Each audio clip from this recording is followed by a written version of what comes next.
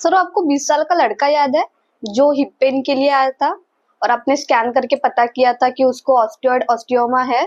उसके बाद से बहुत सारे पेशेंट तो आते ही है क्लिनिक पे, जैसे कि हिप पेन लेके आते हैं, लंगड़ाते हुए आते हैं। तो आप हर एक को अलग अलग ट्रीटमेंट क्यों बताते हो? बेटा, आप सही कह रहे हो कि एक बार एक हिप पेन का यंग लड़का आया था जिसको मैंने ऑस्टियोइड ऑस्टियोमा एब्लेशन किया था। पर हिप पेन या लेग पेन के बहुत सारे कॉजेज है बेटा। तो आओ एक एक करके देखते हैं कि इस प्रकार के लेग पेन या पर्टिकुलरली हिप या नी जॉइंट पेन के क्या क्या कॉजेज हो सकते हैं और क्यों मैं हर एक को अलग ट्रीटमेंट सजेस्ट करता हूँ। सो याद है वो जो आपने रेफरेंस दिया लड़के का, यंग मेल था जो कॉमनली होता है इस प्रकार के डिजीज में। उसको लेग पेन था, वो लंगड़ा के चल रहा था, 2 साल से ट्रीटमेंट ले रहा था, कोई डॉक्टर ठीक से डायग्नोज नहीं कर रहा था कि कारण क्या है। जब वो हमारे पास आया हमने उसका एमआरआई किया और फिर सीटी कट लिया जिसमें हमें पता चला कि ऑस्टियोइड ऑस्टियोमा है, एक प्रकार का बोन ट्यूमर है जिसको हम एक छोटी सी नीडल से जला सकते हैं और ये ट्यूमर जो पेन कॉज करता है वो हमेशा के लिए ठीक हो जाएगा। लेकिन अगेन ये यंग मेल्स में होता है, रिलेटिवली उतना कॉमन नहीं है। कॉमनली अगर किसी को लेग पेन है या हिप पेन भी है तो उसके कॉमन कॉजेज क्या क्या होते हैं? ऑफ कोर्स एक बहुत कॉमन कॉज है आर्थराइटिस, या तो osteo arthritis, old age related, या फिर इन्फ्लेमेटरी आर्थराइटिस जो कि रोमेटॉइड आर्थराइटिस या बहुत सारी ऐसी जेनेटिक कंडीशंस या एपिजेनेटिक्स मिला के कंडीशन से हो सकता है। बट एक थर्ड कॉज है इन्फेक्टिव आर्थराइटिस या सेप्टिक आर्थराइटिस, जिसमें इन्फेक्शन जैसे कि बैक्टीरियल इन्फेक्शन या टीबी से भी इस प्रकार का आर्थराइटिस हो सकता है और कोई भी जॉइंट में पेन हो सकता है। हिप एक कॉमन एरिया है, इसके लिए एंटीबायोटिक्स दिए जाते हैं, कुछ आधुनिक प्रॉब्लम्स के लिए रिप्लेसमेंट भी करना पड़ सकता है, स्पेशली अगर बहुत एडवांस्ड हो जाए तो। But third common cause as a vascular specialist arterial problems हैं। सो अगर जो नसें हार्ट से फ्लो ला रही है हिप्स की तरफ और फाइनली लोअर लेग्स की तरफ, उसमें कोई ब्लॉकेज हो जाए तो बटक क्लॉडिकेशन, हिप क्लॉडिकेशन हो सकता है, यानी कि चलने पे दर्द हो रहा है या इवन धीरे धीरे रेस्ट पे दर्द होने लगा है क्योंकि आर्टरीज में ब्लॉकेजेस है। इसका ट्रीटमेंट हम जरूर करते हैं शुरुआत में वॉकिंग और मेडिसिन से, लेकिन अगर ये बढ़ने लगे तो फिर एंजियोप्लास्टी और स्टेंटिंग से। अगेन कभी कभी वीनस कॉजेज या वेरिकोज वेन्स में जो ब्लड स्टैग्नेट होता है, खून जमता है, उस वजह से भी स्ट्रेचिंग और पेन होता है जो पूरे लेग में होता है और ज्यादा देर खड़े रहने पे होता है, पर हिप में भी हो सकता है। कल का जो पेशेंट आया था वो बहुत यूनिक था। सो ऑफ कोर्स एक कॉमन प्रॉब्लम है पेन का स्पाइन पेन, यानी कि डिस्क वगैरह के वजह से। सो हम जानते हैं हमारे स्पाइन से नर्व्स निकलती है जो पैरों को सप्लाई करती है। अब अगर किसी डिस्क से वो नर्व दब रही है तो वो पेन होगा, वो नर्व के एरिया में जहाँ भी वो पेन ले कैरी करती है। इसे कहते हैं न्यूरोपैथी, और कई बार डायबिटीज या और कारण की वजह से भी न्यूरोपैथी हो सकता है, जिस वजह से हिप पेन या लेग पेन हो सकता है। हमें लगा था हमारी पेशेंट में ये प्रॉब्लम है जो कल आई थी, जिन्हें 2 साल से हिप पेन था। डॉक्टर ने एमआरआई कराया, एक डिस्क थी जो बल्ज हो रही थी, नर्व्स को दबा रही थी। उन्हें लगा यही कारण होगा शायटिका का।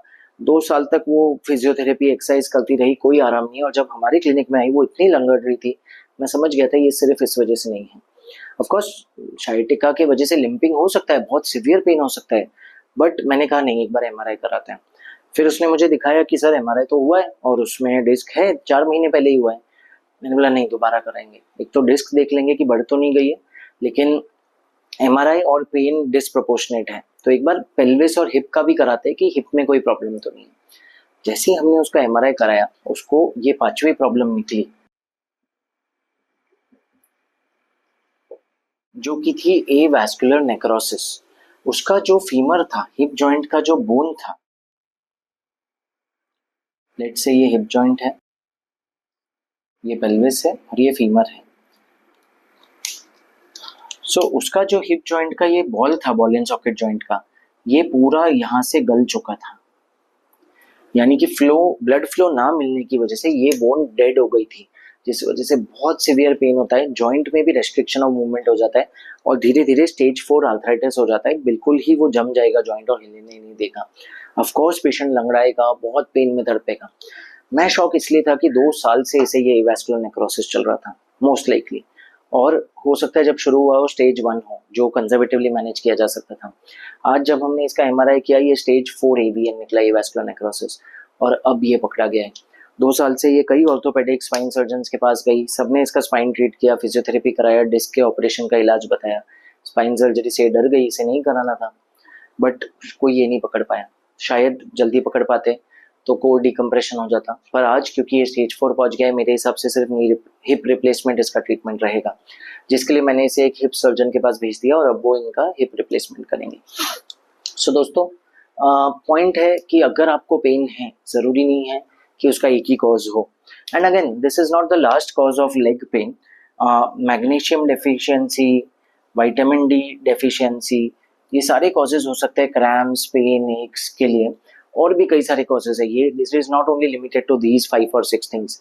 मेरे ओपीडी में पिछले 2 हफ्ते में ये पेशेंट्स आए हैं, और ये सिर्फ 2 हफ्ते के पेशेंट्स मैं रिकलेक्ट कर रहा हूँ। As a vascular specialist arterial venous तो मुझे आदत है हमेशा ट्रीट करने की, ऑस्टियोइड ऑस्टियोमा आदत है, पर अब धीरे धीरे बहुत सारे मस्कुलोस्केलेटल, नर्व्स और अलग अलग पेशेंट आ रहे हैं ये सारी दिक्कतें लेके। इन सब के लिए टेस्ट है जो इन्हें डायग्नोज कर सकती है।